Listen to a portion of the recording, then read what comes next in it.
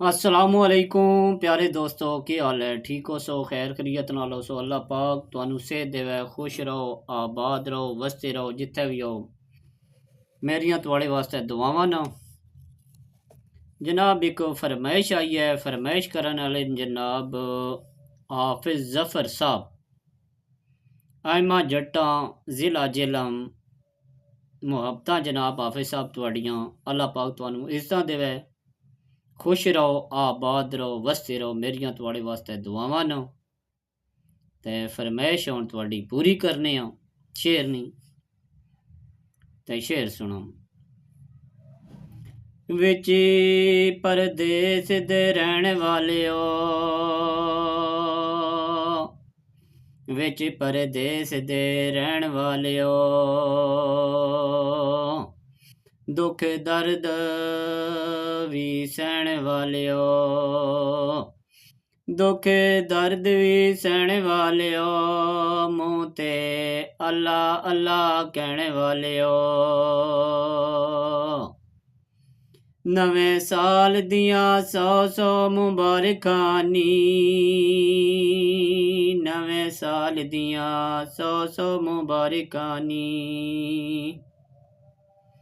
मेरे परदेसी भाइयों प्यारियो वे,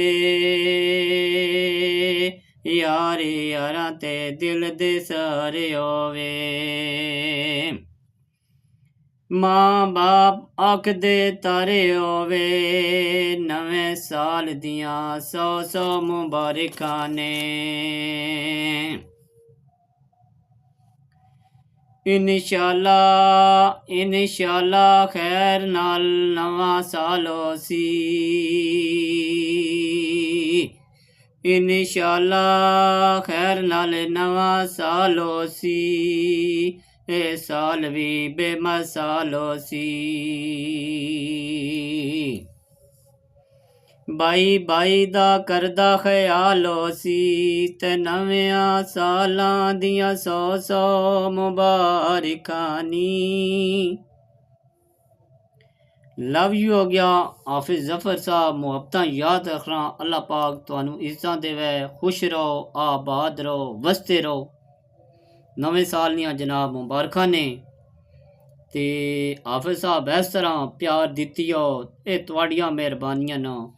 मैं ते इहदे विच जनाब एक ते धूरी भी ना कि मैं आखां बा मैं बड़ा वड्डा जना वां। ये तुहाड़े नाल मैहणियां बारां न। हाँ, ते हुण तुहाड़ी कोलों इजाजत मंगसां।